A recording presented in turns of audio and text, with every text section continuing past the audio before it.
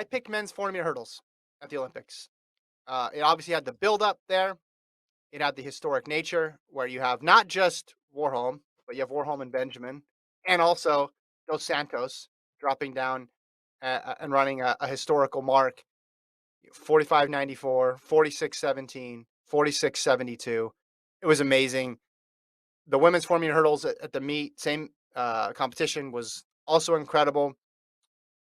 This one I give just a little bit of an edge to.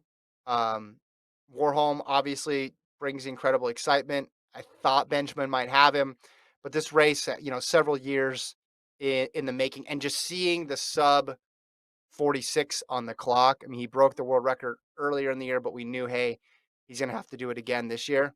And we talked about the ingredients for an all-time race, right? It needs to have stakes, it needs to have an all-time mark, and it needs to be competitive.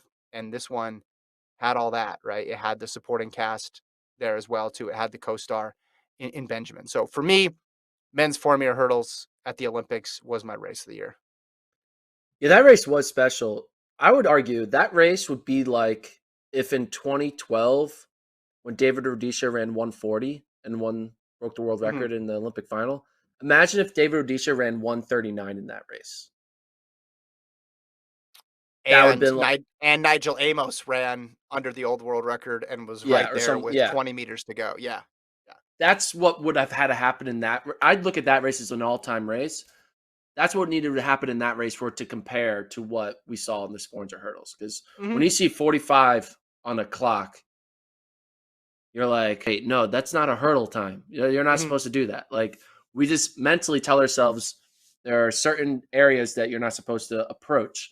And the fact that he did it in just the build up, right, with Rye Benjamin. Yeah, I'd Yeah. agree. That was a good race. Yeah. But I will It had all. one up you. You're going to one up me? Well, one more Yeah. thing on this before you one up me. Even Rudisha, okay, you could say breaking 141 historic, right? And even though that doesn't have the round number value of going into the 1 3s, it still was crazy. But there was no doubt in that race who was going to win. And with the 400-meter hurdles, there was a little bit of doubt. And you could say in retrospect, well, why would you ever think Benjamin could win? Like Warholm's been so good and he beat him in Doha. But come on, it was close. It was a very, very close race, and there was some drama versus Rudisha, where he goes to the front from the gun, and you knew he was going to win. It was just a matter of how fast. That was obviously a great race, an all time race as well too. But this was better. This was definitely better. Okay, I'm waiting for you to one up me. What's your best race? My best race was a race that happened in the great state of Utah back in April.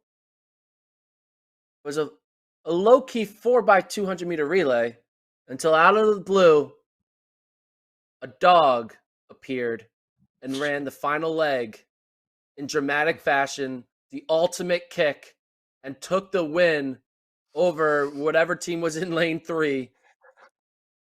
Getter kind of was a little bit of like cocky and it showed off. It Mhm. was like Usain Bolt level of like celebrating before the finish line. And the entire time was just a good boy. The entire time. There's was 12 out of 10 for that dog. And that was my favorite race of 2021.